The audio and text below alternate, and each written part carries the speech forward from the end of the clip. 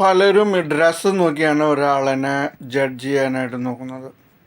ഈ ഡ്രസ്സ് ഇട്ട ആൾ കോടീശ്വരനായിരിക്കും, അല്ലെങ്കിൽ ഏതെങ്കിലും കമ്പനിയുടെ CEO ആയിരിക്കും. അതിൻ്റെ താഴെയുള്ള ഡ്രസ്സ് ഇട്ട് കഴിഞ്ഞാൽ അയാൾ ബേക്കറിയായി, മറ്റേ പണമില്ലാത്തവനാണ്. അങ്ങനെ ഒരു ചിന്തയാണ് പലരുടെയും മനസ്സിലുള്ളത്. എന്നാൽ അങ്ങനെ ചിന്തിക്കാൻ വരട്ടെ, ഈ യാചകൻ്റെ സ്വത്ത് കേട്ടാൽ നിങ്ങൾ ഞെട്ടിപ്പോകും. അതാണ് ഇന്നത്തെ അവസ്ഥ. ഒരാളെയും നമ്മൾ ജഡ്ജ് ചെയ്യാൻ നിൽക്കരുത്. അയാളെക്കുറിച്ച് വ്യക്തമായി അന്വേഷിച്ചതിന് ശേഷം ജഡ്ജ് ചെയ്യേണ്ടി വരും.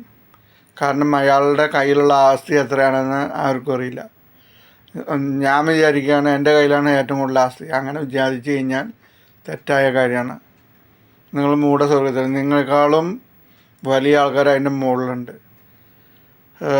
ഡ്രസ്സ്, അയാൾ ഇട്ട ഡ്രസ്സ് നോക്കിയിട്ട് അയാൾ പണക്കാരനാണോ കോടീശ്വരനാണോ പണം ഇല്ലാത്തവനാണോ എന്നൊന്നും ചിന്തിക്കാൻ ഇന്നത്തെ കാലത്ത് പറ്റില്ല.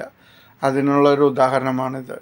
അടിന്നുടലാകെ നേരുന്നുണയാക്കും കെടുകാലം പൊതിയേ വീഴും ചുടു കണ്ണീർ കടൽ നീന്താനരുതാതെ എങ്ങും പുരുഷാരം തല താഴ്ത്തി കഴിയേ വാടുന്ന കണ്ണാൽ തേടുന്നതാരെ താങ്ങായി നയിക്കാൻ നീ മാത്രമേ.